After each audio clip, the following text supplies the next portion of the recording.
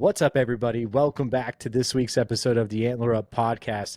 And on the other line, I'm joined by Elizabeth Kligge from the NDA. She is your Director of Hunter Recruitment. She also oversees the Field to Fork program and many other programs there at the NDA. Elizabeth, thanks for coming on tonight's show. Thank you for having me. It's awesome to see. We were just chatting off air. Obviously, I love talking to individuals from the state of Pennsylvania, and obviously with the state being a nice big size, I always enjoy getting a chance to talk to other individuals where I know exactly where they live or like where they're from, because I could relate or might have a story, something to that. Because like I said, we're the neck of the woods where you're at is where my older sister lives. She's like my best friend, someone I look up to. So we get a chance to see her and everything. So it's just nice to be able to, even though we've never met before, it's like a familiar face because I know you're in that neck of the woods and that sort of thing, if that makes sense. It's just how I interpret things, I guess you could kind of say, being a teacher and stuff. You know, I'm excited to have you on and we could talk a little bit about your role and everything like that to continue the series of the NDA. With you coming on, Elizabeth, you know, how many years now? I've asked all the guests so far. I know you've held this role for quite a few years already now, and you know, you've kind of gone on to that Director of Hunter Recruitment. How many years have you been with the NDA now? This September, so just like about a month from now, I'll be 3 years in. But I've been in this particular role for just 1 year. Right.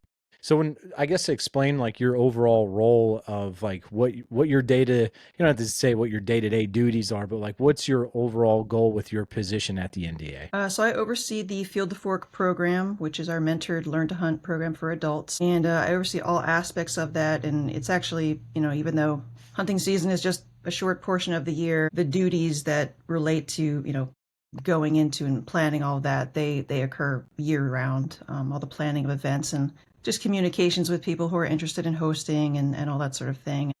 We have educational materials that we produced, Deer Hunting 101, so we like to keep that updated. And there's, all parts of this job that aren't necessarily directly Field to Fork related, but support the overall mission of hunter recruitment and getting people to think of a deer as a food source. Right.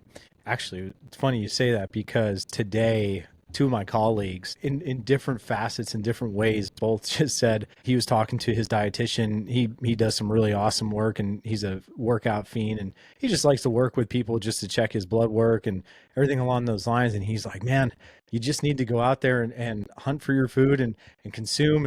He's like, Jeremy, I know I don't have to say that to you. And I said, yeah, Brett, you know, like it was funny to hear his side of things. And then another colleague, we're discussing certain things regarding blood work and things along those lines of red blood cells. And the individual was talking about how, you know, how they just been pounding protein and getting red meat.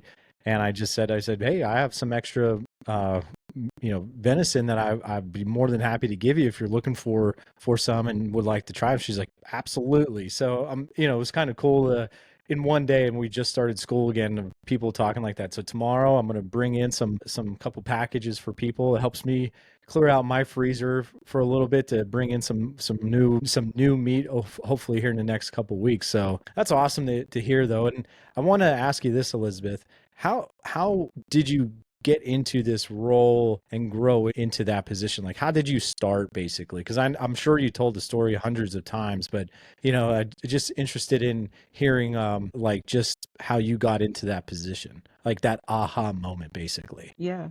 I have told it 100 times, but I like to because it's a fun story. So a few years ago, I was looking to transition into work that resonated with me more.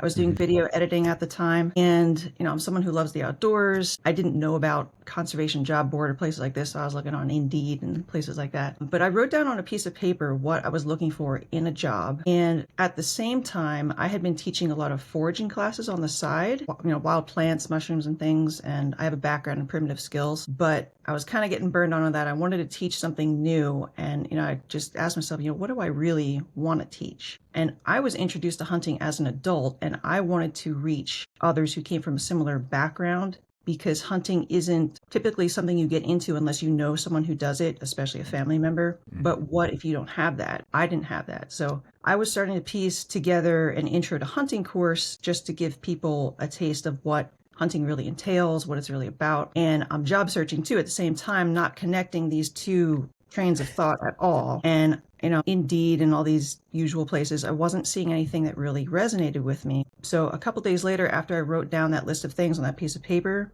this thought pops into my head: go look at the National Deer Association's employment page. And I wasn't even sure there was one because I'd never been on there.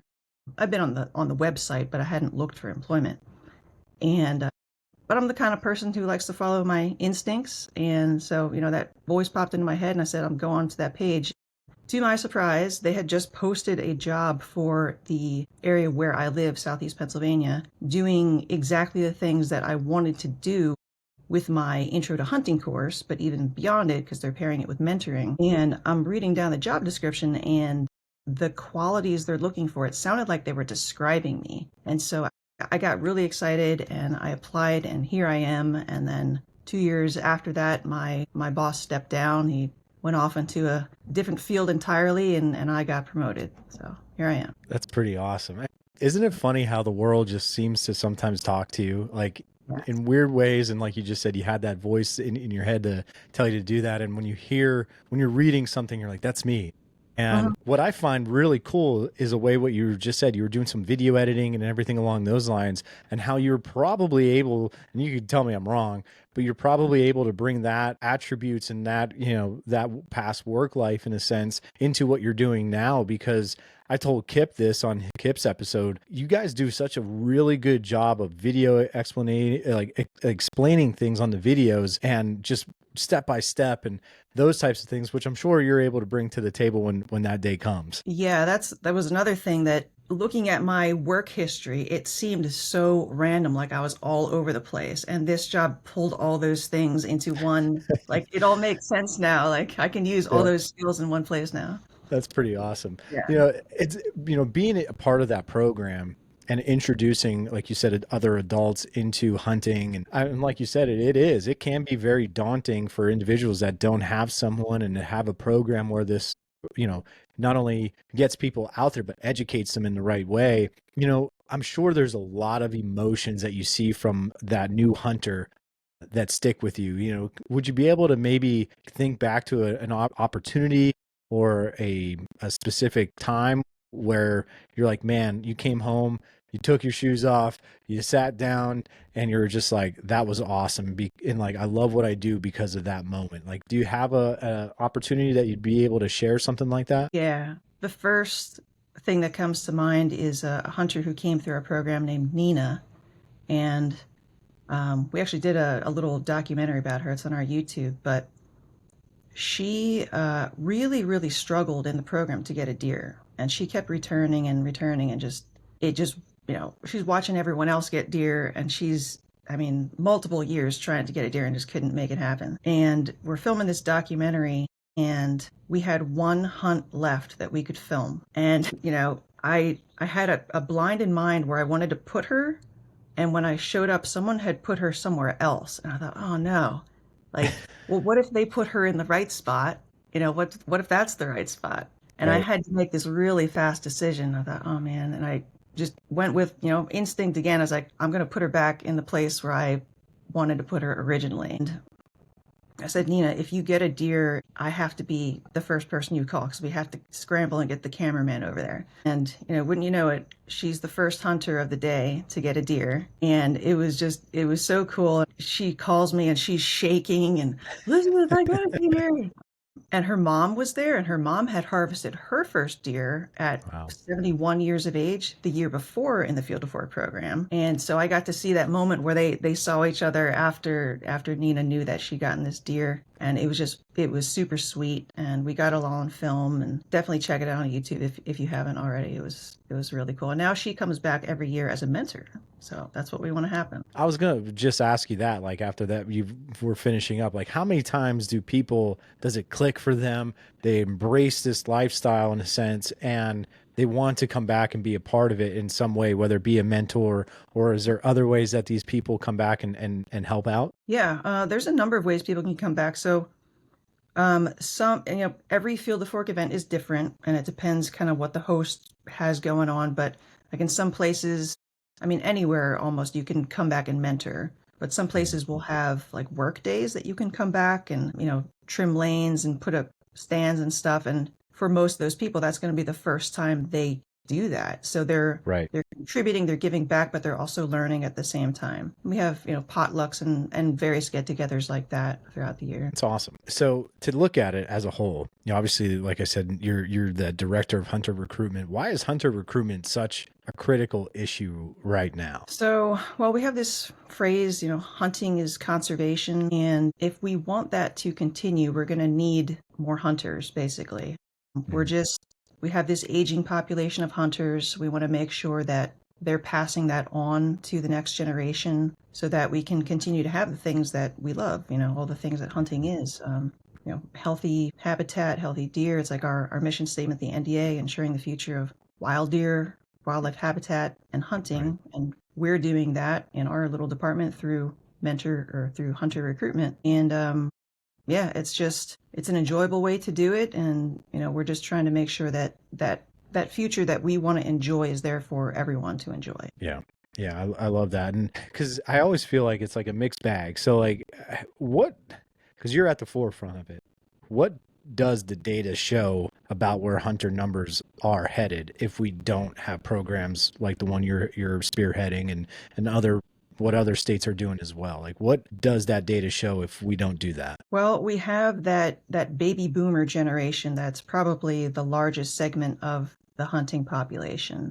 It's just statistics. Once people reach a certain age, they just stop hunting. We just need to make sure that we have some people coming up in the ranks to replace them and keep a good thing going. So here's what I want you to do for me. How can someone like myself that is limited on time, enjoys every bit with my friends, my family, to go out and do hunts, even solo, right? And do certain trips. And I've been saying this now for like so long. I love being able to take my daughter out. She's 11.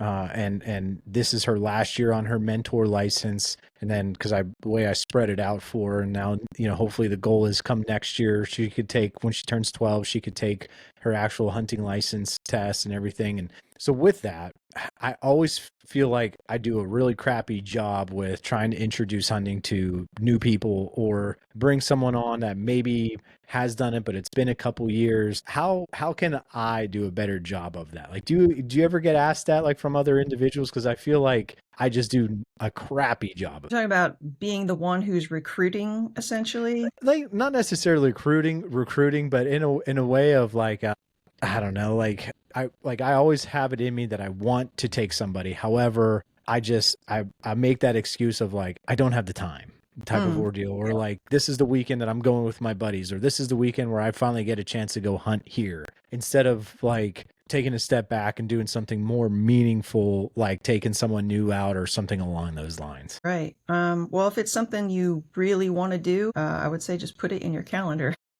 Yeah. If you're not going to an actual Field the Fork event, if you're just doing it on your own, just say like, this is the weekend I'm going to take someone new, and there it is, and you'll get a little reminder in your phone, and there it is.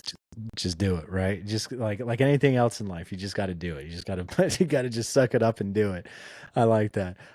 So I like that you brought up some of the age factors. What do you see as the biggest barriers for someone stepping into this and into hunting in general? Generally, we tend to look at the availability of mentors or limited access, but I think the bigger issue really is just the perception of barriers. I think the barriers themselves aren't as big as people make them out to be, but the mental game kind of gets in the way. So even after someone goes through our program, they might tell themselves like, okay, I hunted this one property, but it's not public. I can't just come back here. There's nowhere for me to go.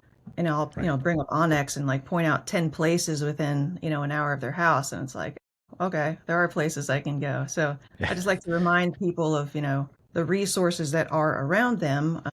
There's a lot of places you can go, even on public land. Sometimes people have this idea that it's so overrun with people that you're never going to get a deer or you're going to be competing with other people. But there absolutely are public land parcels everywhere where you can still go, even in the most populated areas of the state. you can find places on those pieces of land that no one is going. And people tell me that all the time. They're like, yeah, I find a spot and I didn't see a single other hunter. And this is Yeah. supposed to be one of these like places where everyone goes. But I mean, maybe everyone is going there, but they're staying right by the trail. They're not venturing off, you know, you just gotta put in a Yeah. little bit more miles maybe, but yeah. It's very capable.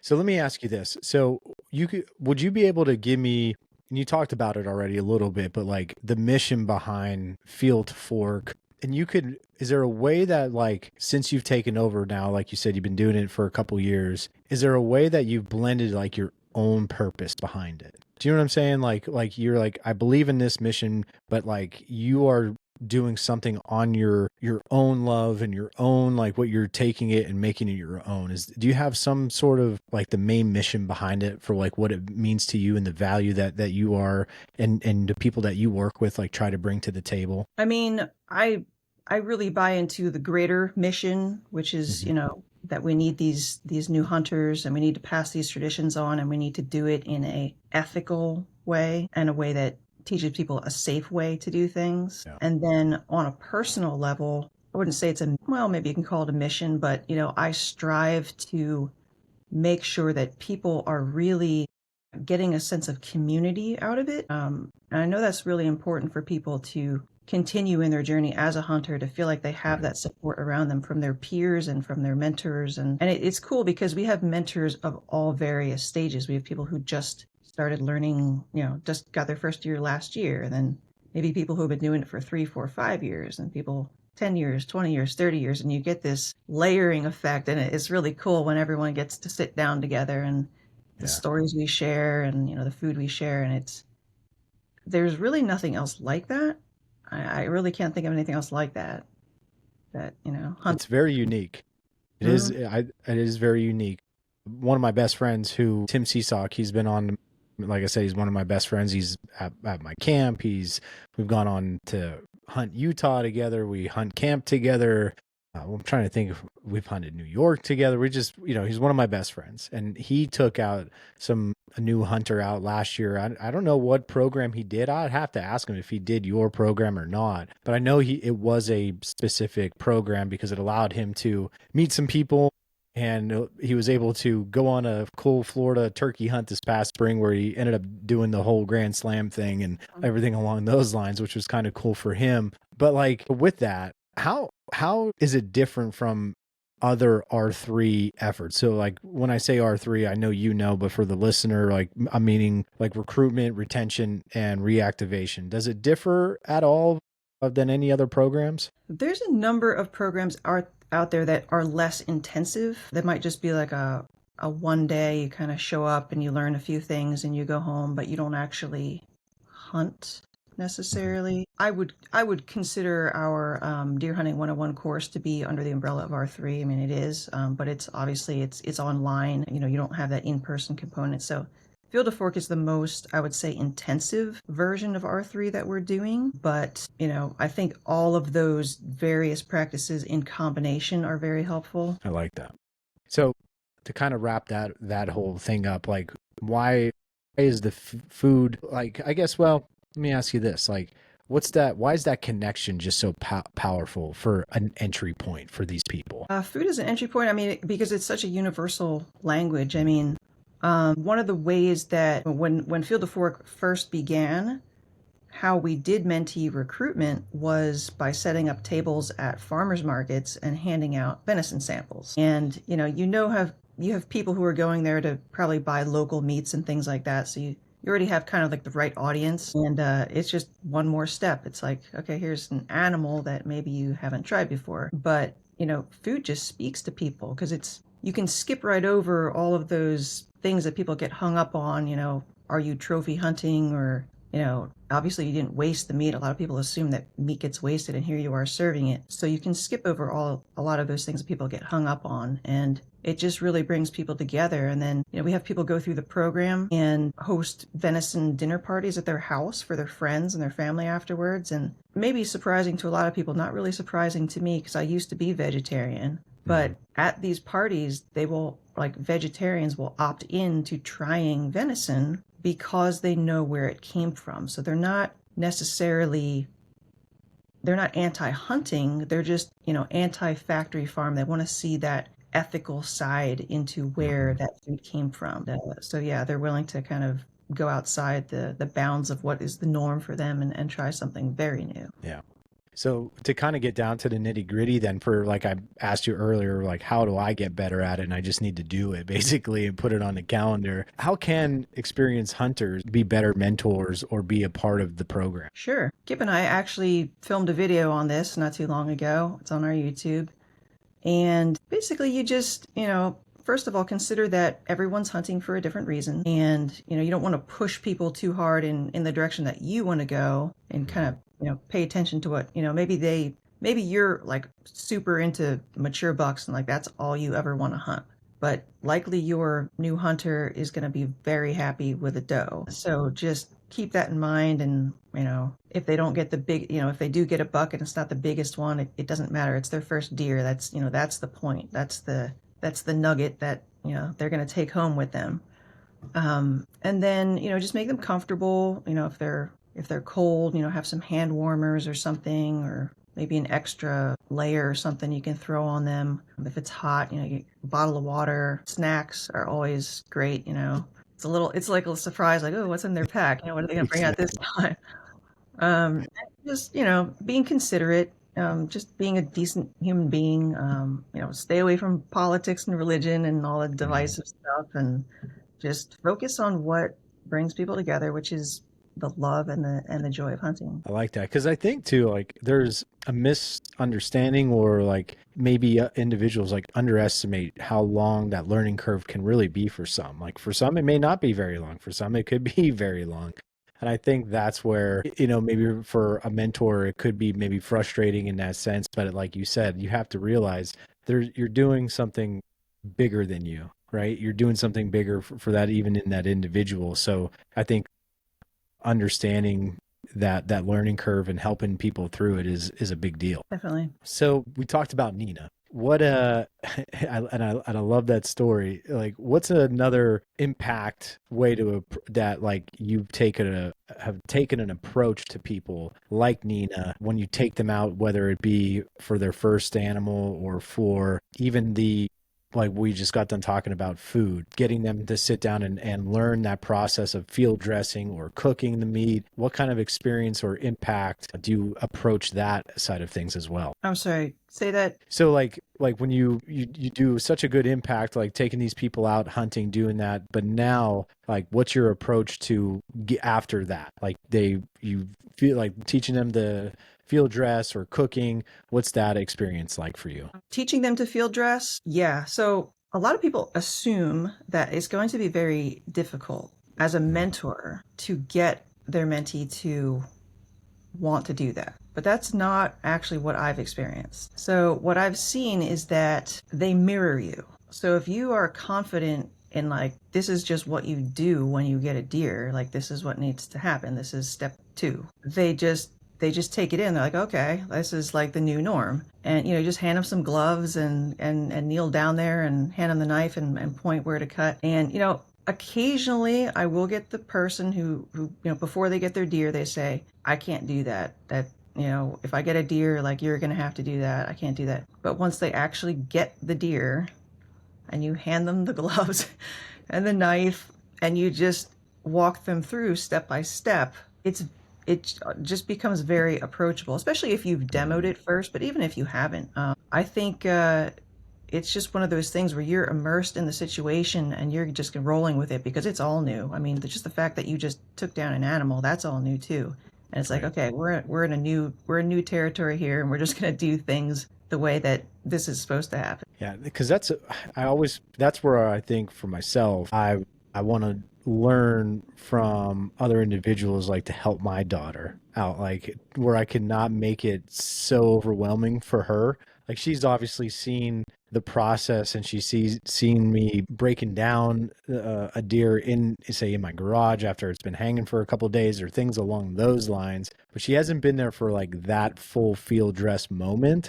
And she's very interested and intrigued by it, but then at the same time, I don't know if she really is, just because of certain reactions I've gotten in the past. So like, I want to make that where it's not overwhelming for that person. So like, if you do have someone that, like you're just saying, like, I can't do that, and kind of like, how do you take that approach to them, in a sense of like you said, I know you just said you give them the gloves, all that stuff, but I'm sure it's, you'd maybe talk to them, and do you ask them like, okay, are you sure you don't want to do, like, is there any tips or tricks that you've learned that you could get them nudged in a little bit closer to want to do it, basically? Yeah, so just being really gentle with them and taking it really slow and being really patient, and you're kind of checking in with them emotionally, just kind of like reading their face, and Mm-hmm.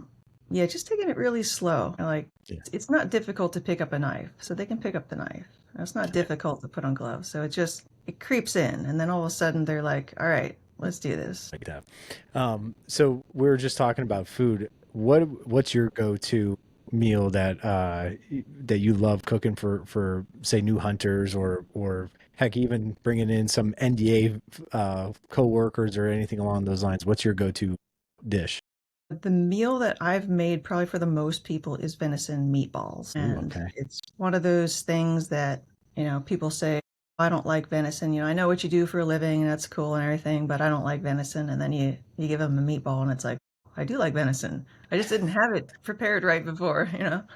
Yeah, I know. It's always the kicker. It's funny when you could do stuff like that, whether at parties or anything along those lines. And that's what's nice about where I live now here in Central PA. If I go to other family outings or things, there's always seems to be some sort of venison like side dish, whether it be someone might make like our 4th of July, where we go for our family, like the first main dish and everything's, your typical hot dogs, hamburgers, all that stuff. But then a little bit later on, I don't fill up too much because I know someone's throwing some deer steaks on the grill, and then that's what I'll end up like filling up more on. But it is fascinating when you are able to introduce other people to that. And that's even a great time for doing that, like doing it then. And like you were saying, like making meatballs. I love making like a shepherd's pie for us, and heck, even the simple things like tacos. I remember when my daughter was like 5 and she's like, tacos, like she loved it, and it was just always venison meat, and she had no clue basically, and still to this day she loves it. So I do think, again, the food side is a lot more powerful than I think people realize, just because like you said, it's a connection that we all share, right? And that is a big piece. And I feel like if you're able to give those individuals those great opportunities and an experience in the field, a little bit post, and then you would then extend it into the kitchen side of things, that's just a huge win across the board. And it just opens up so much more opportunities, I think, for people, because then they're allowing themselves to maybe step outside of their comfort zone to do other things, wanting to hunt more or try new things for cooking, those type of things that I could really expand the horizon for other people. Yeah, I like that. So how could other people get involved from the state of Pennsylvania with mentoring with the Field to Fork program? On our website, we have a Field to Fork page, and on that page, you have the option to sign up as an interested new hunter or as a mentor or Okay. landowner. So it's kind of a one-stop shop. There's a shortcut, fieldtofork.com will take you there, and you just put in a little bit of information, and that information goes then to me, and I can contact you and place you in an event around the state. Pennsylvania is rich with events, so mentor slots are filling up fast, but I think there are still a couple places where we could probably use some. That's awesome. So I feel like I've seen it from the NDA before, saying that we are in the good old days now, right? Like I feel like we have such a unprecedented era of opportunity, basically. So how do you get new hunters to understand that we are living in this really good time period for going out hunting, and that it is critical for us to do so too? And I think Pennsylvania is maybe the greatest example of that. We have so many deer, and I'm like you were talking, 5C is just overrun with deer. Actually, if you go on my Instagram yesterday, I just posted a reel. I went out back yesterday to practice with my longbow, and I'm only like 15 yards from the target. And I went to go grab my arrows, and a buck walked between me and the target. I had to wait for the buck to get out of the way. So I go get my arrows. And They're then just everywhere. It's crazy. and then the doe like runs by him, and then it actually another deer snuck up behind me, and I heard it blow and run. I was like, oh my God, I'm surrounded. So we have a ton of opportunity. We have a ton of public land. We have a ton of deer. And it's crazy to me to think that there was a time in our country not too long ago where if you saw a deer, it would make the newspaper because they were that rare. That's crazy. I mean, we really are in the good old days in our age structure. Like if you're into, mature buck hunting, it's the best it's ever been. I mean, it really is. I mean, and Pennsylvania is just such a great example of it. There's so much opportunity. Yeah, I definitely relay that to people who are new to this world and maybe don't have that perspective. Right. No, I've been asking ask Kip about it and other Pennsylvania hunters. How are you responding and excited, not excited for the Sunday hunting addition to our season? For me, like I was mentioning earlier too, being a teacher, I'm so excited about it. I've been a dead horse mentioning about it on the podcast. Are you excited for this opportunity? I am excited. Actually, since working for the NDA, my busy season tends to overlap with deer season. Mm-hmm. So it was hard for me to get out as it was. And then I did get into the ag tag program though. So Nice. I can now hunt, prior to and after the regular season. It is kind of just like a peace of mind to know that I can go out and hunt and not have to be like, oh wait, it's Sunday, I can't. It was a kind of like an interruption in the thought process of like the natural thought process of let's go hunting. And I'm so glad that we don't have to deal with that anymore. Yeah. I'm with you. I mean, for me, like I said, being the teacher, I don't get the vacation days or anything like that, obviously, because of the summer and everything like that. And it's just, so you got to be picky on with certain things about when I could go. And it never failed. I remember I would take might be lucky where we would be off on a Friday or something along those lines. And I'd be driving to Northeast PA and I'd be able to hunt I could hunt Friday evening and all day Saturday. And I would go and the weather would be miserable. I would only see no deer or no shot opportunities. And then Sunday would just be absolutely perfect. Like cameras would be going off. You just had that crisp feeling in the air. Like you just knew it was going to be a great day of deer hunting and we couldn't do anything. It was just so deflating. And I mean, granted the last couple of years we were gifted those 3 during the month of November, which was great. Like if it served the purpose to an extent, but I never understood that side of things. And I'm so happy that it had other individuals across the state and other hunters. And, Kip talked about it too. And I it was a slight nugget in the back of my mind, but hearing it from Kip and relighting that flame basically, but what an awesome thing for certain small town, rural towns of our state where now people are going to be able to visit camp longer and want to go to maybe a camp longer. And that drives some value and some money and opportunities into these rural towns across our state that I think is really, really beneficial and going to hopefully be really cool to see. So Yeah, I think so. not to go down rabbit holes of what days are hunting and any day of the week, if it's a day where you don't want to go out, you just don't go out. That's the way I've always looked at it. It's just another day on where if you have other obligations, other things you would like to do, it's just like a Saturday or Friday. You just don't do it. So that's where I'm at with that type of stuff and everything along those lines. Now, Elizabeth, you touched upon how when other mentors come back or people people that participated when they come back the next year to maybe mentor and they might help out with some stewardship and do all that stuff, habitat. And when do you introduce that to maybe some of the individuals that are becoming a part of the program? Do you introduce topics like habitat management or herd health? Is that also being brought to their plate, basically their educational piece when you take them out? Yeah, we definitely like these new hunters to have kind of the wide angle perspective of how what they're doing fits into the bigger picture. So we often have hosts kind of talk about what the management goals are for their particular property. And, it's easy to explain when you can you can point out this is what a browse line looks like and this is how this happens. And, this is all of these plants are invasive.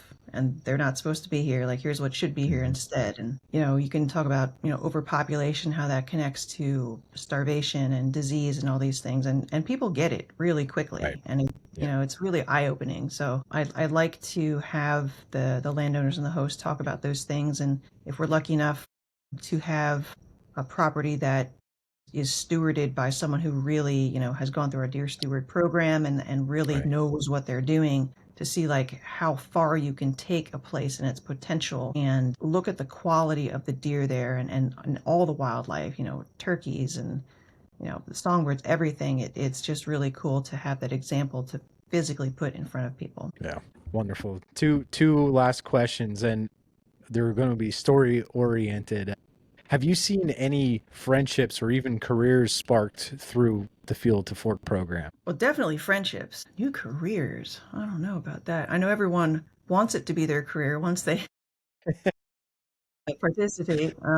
Yeah, I mean, I've had people email me quite recently saying, I'm, a school teacher, said, I want to quit working as a school teacher, and I really want to pursue my dream of working in the conservation space. And, can I be a Field to Fork coordinator, or can I intern for you? So there's interest. And we do want to create more of these positions around the country. It's just a matter of, going through the process with the state agencies and things. But definitely friendships. Oh my God, friendships. My best friends now are from this program. So yeah, definitely. Yeah, that's pretty cool. And then the last one, give me a real fun hunting story from yourself. Oh boy. A good memorable hunt. So this is actually not a deer hunt, but it is an offshoot of the Field to Fork program. So when I first started working for the NDA, being a new-ish adult hunter, I didn't have a lot of hunting connections. And, a big part of my job was to recruit mentors for these programs. And I was like, where am I going to find these people? I don't know anybody. So I was going on Facebook and just like friend requesting everybody. And just, thousands of people. And like, some people, accepted. And one person in particular, Ben Michaels, said, I don't normally accept like friend requests from random people, but I looked at your profile and you look like an okay person. So, okay. And, we started messaging a little bit. And then I got him to come out and mentor at one of our programs. And not too long after that, he said he was going on this pig hunting trip to Oklahoma, and they had a spot open up. So they like to go with 3 people and rotate drivers because it's such a long drive. And they're like, we need a 3rd driver now. Do you want to, he said, I feel like I can spend 18 hours in the car with you without going crazy. So I accepted, and that is now an annual tradition that we go out there. It's so much fun, thousands of acres and just all kinds of wildlife, and it's beautiful. Yeah, I love it. That's awesome. That's so cool. One last one, for your position with where you're at, do you set any specific goals or ambitions that you have for the 2025-2026 year for yourself? For myself, for my position? Yeah, or even for the program, anything along those lines, anything that you could share along that. Sure. I mean, we're always looking to expand the number of state dedicated coordinators that we have, because it makes the work of expanding Field to Fork so much easier to have that kind of tree of people, I'm up here and kind of spread the work and have them reach out to all these assorted landowners and hosts and people with all kinds of questions, and having that support structure in place is really helpful. So if we could add a few more states in, that would be that. Yeah. Youngest and oldest person that participated in the Field to Fork? Let's see. Field to Fork technically is an adult program, but occasionally, we're partnering with people who have already accepted youth into the program. So I would say youngest is probably 12, and oldest that I'm aware of was Nina's mom, who was 71, 72. Yeah. That's pretty awesome. That's so cool. So what are the plans for this year for yourself? For myself, well, AgTech season started August 1st, but I haven't gotten a chance to go out yet, but hopefully soon. So definitely taking advantage of that. We talked about 5C being rich with deer, so I want to load up on 5C tags and not only use, whatever ag tags I get on these farms, but whatever, extra regular tags I can get and use them on these farms as well. it's kind of a shame that hunting is actually restricted where I live in this little borough. We're allowed to hunt up on like the mountain, but that's not really where the deer are congregated so much. There's a few up Right. there. Anything I can do, any access I can get in 5C, I'm all for it. But yeah, I do have a couple different farms that I help out on, and that keeps me pretty busy. Awesome. Well, Elizabeth, again, I can't thank you enough for coming on, help spreading the word of what you and your coworkers are doing at the NDA, especially with your Field to Fork program and other programs that you're running. Is there any other plug for the other programs that you're a part of or doing that you would like to talk about? Sure. I did mention Deer Hunting 101. If people are interested in taking an online course, it's very comprehensive. How to learn to hunt. We have it hosted on Today's Hunter, but you just Google Deer Hunting 101 and the course will come up, and it's not that expensive, pretty cheap. But that can really help someone get started if they are unable to attend a mentored hunt. There's limited space in the program. So we have a number of ways people can get started. And of course, go on our blog. We have all sorts of articles on how to get started as a hunter. Last one that you were talking about, like how other states could be involved and expand that tree for directory. Is there anybody other than yourself for the state of Pennsylvania that people could look towards, or where do they need to go for that on the website? For Pennsylvania, currently it is me. I was formerly the Pennsylvania Field to Fork coordinator. Now I'm director of hunter recruitment, so I oversee all states. But I happen to live in Pennsylvania, and So you're the one. basically I built the state program up myself. So I'm still very connected to all these events. So it's me. Okay. Easy enough, right? Awesome, Elizabeth. Well, again, thank you so much. Where can people find you? Either through social media, email, anything along those lines? Sure. I have, if you want to contact me through email, I think all our contact information is on our staff page on the website, but it's elizabeth@deerassociation.com. I'm on Instagram as Elizabeth, I think _Kligge _NDA, something like that. Just search my name. But yeah, I'm on Facebook too. Same thing. Well, Elizabeth, thank you so much. Best of luck to you and everybody a part of your program this year. Hopefully this is an opportunity for me to get my butt back into gear, like I said, of being a part of something like this. And I know how much fun Tim had and the enjoyment that he had during his time with you, a part of that as well. So it sounded really cool and just something I want to be a part of. So hopefully I could do a better job of that. And if you're listening, think about how, not necessarily maybe getting out there, but maybe talking to somebody first. And that might be your way of getting your feet wet and then wanting to take somebody out. Really great programs. Elizabeth's done again, like she said, she built it up here in the state, and it's very popular. That I know, like she mentioned, mentors or spots are filling up already. We're not even in the month of September as we record this. So please check this out. Check out the program Field to Fork. Check NDA out as well. So thank you, Elizabeth. Thank you, everybody, for tuning in. We'll see you next week, everybody. Antler up.